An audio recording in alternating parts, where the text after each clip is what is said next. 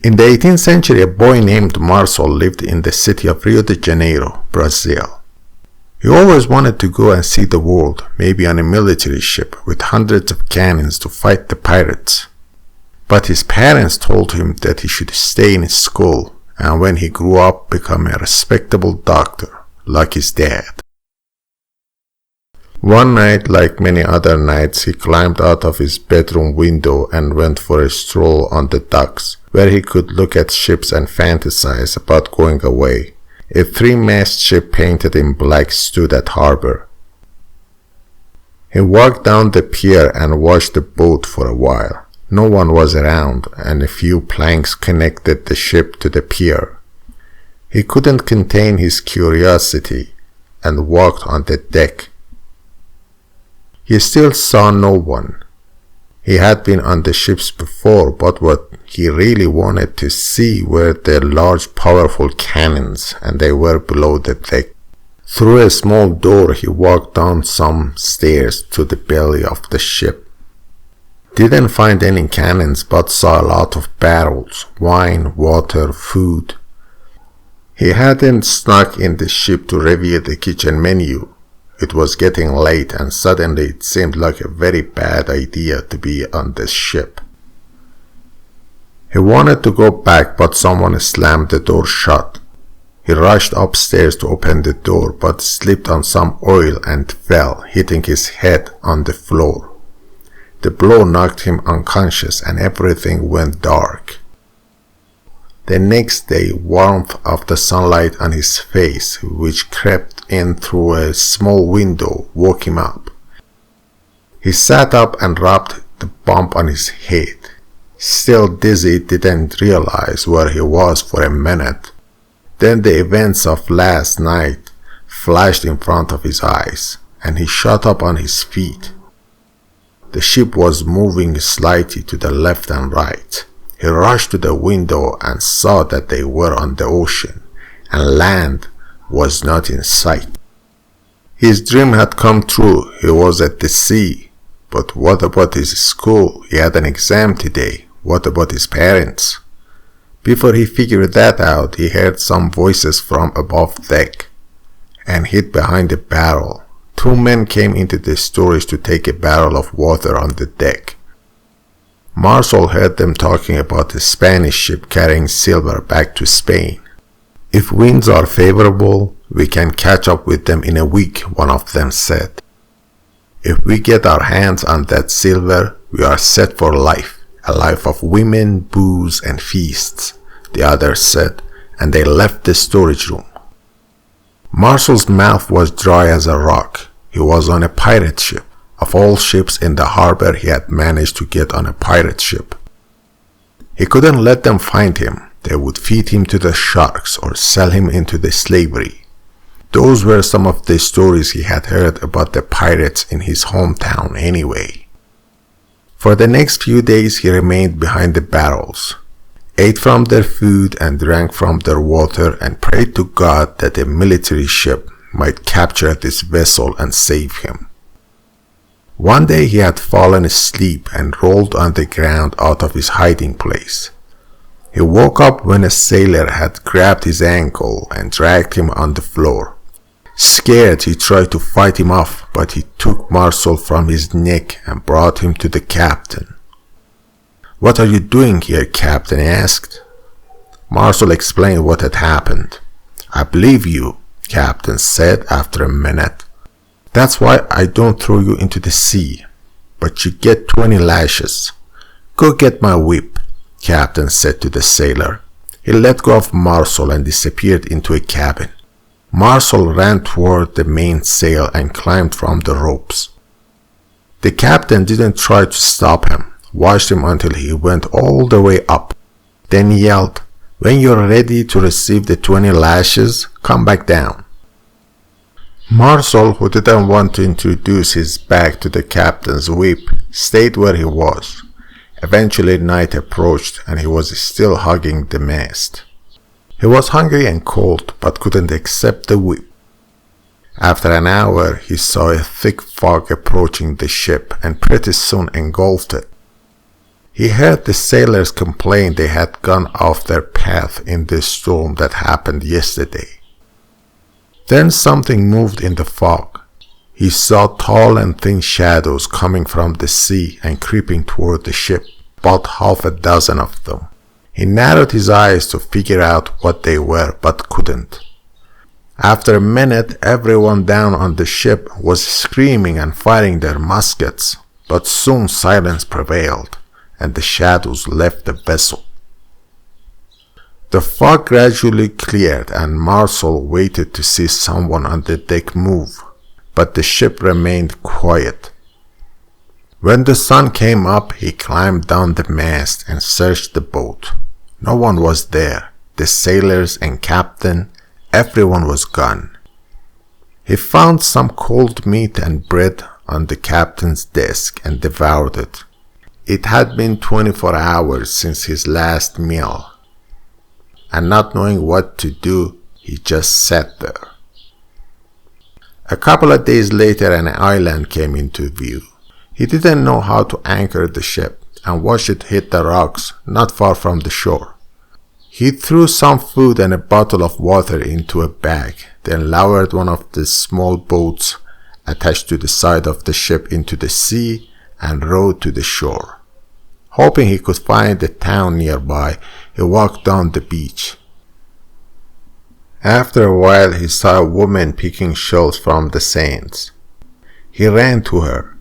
"Hello, can you show me the nearest town or village?" he said excitedly. The woman pointed at the ship that had hit the rocks. "Did you come on that?" "Yes," he said. "You better get back on your boat and row back into the sea. The current will take you to Jamaica in about 7 days," she said. "Are you crazy? I die out on the sea," he said. "If you stay here and don't leave before nightfall, every day that passes here in the outside world, 20 years has passed. So in 5 days, a century will pass, and all your family and friends and everyone you know will be dead by then." "And why is that?" he asked.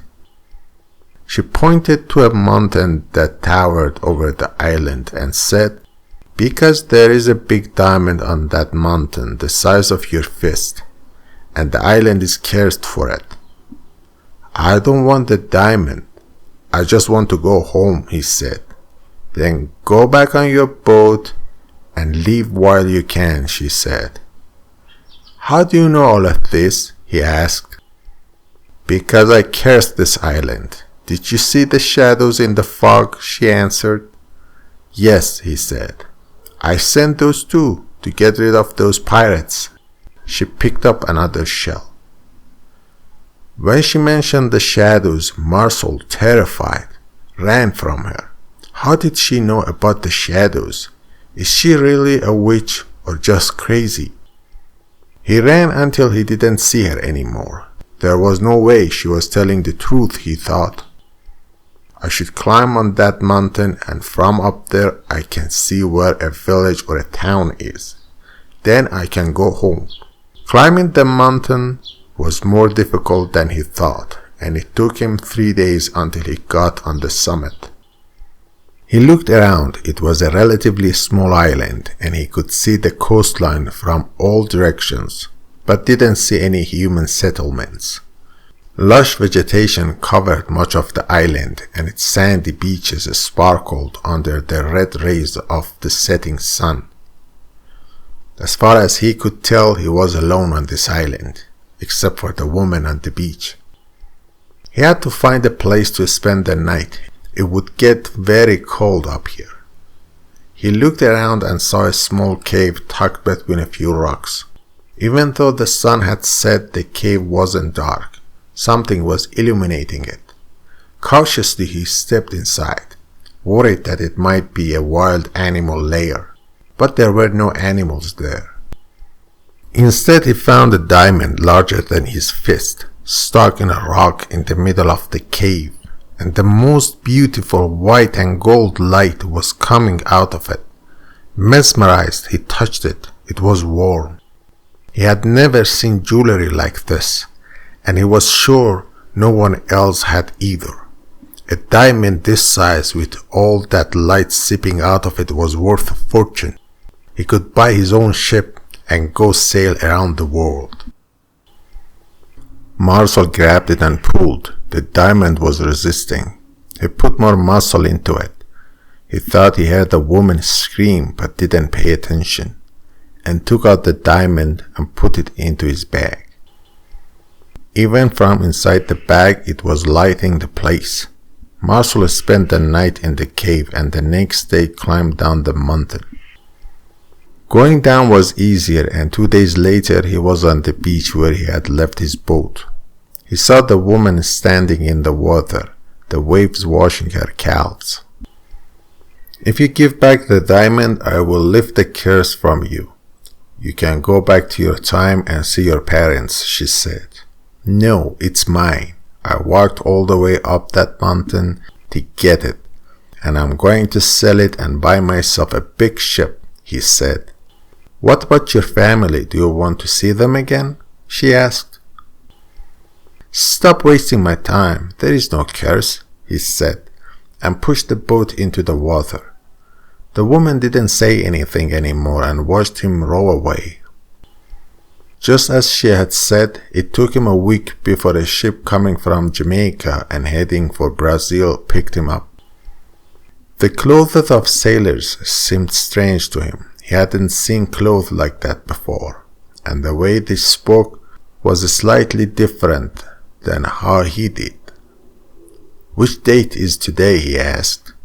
"It's 25th of May, Captain said. "I mean which year?" Marcel asked. "It's the good year of 1811. 1811, Marcel yelled. "Yes," Captain nodded. It had been exactly 100 years since he had boarded that ship just a few weeks ago. He collapsed on the floor and covered his face in his hands. A few weeks later, he stepped down on the docks, a century after he had left his bedroom for a stroll that night. He went to see his home. It had been long abandoned. The ceiling had collapsed and the vegetation grew everywhere. From the church records, he found the address of his parents' graves, who were buried side by side. The bag containing the diamond weighed on his shoulder. He sat on the ground and broke into tears. After a few minutes, he felt someone was standing next to him. He looked up and saw the woman from the island. "Give me the diamond and I will return you to your time," she said. "Why don't you just take it from me?" he asked.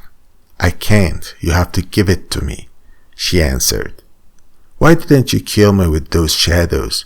he asked. "Because you are just a boy. Now give me the diamond and go back to your parents, or sell it and buy the biggest ship you can and go sail the 7 seas. It's up to you. I won't ask you again," she said.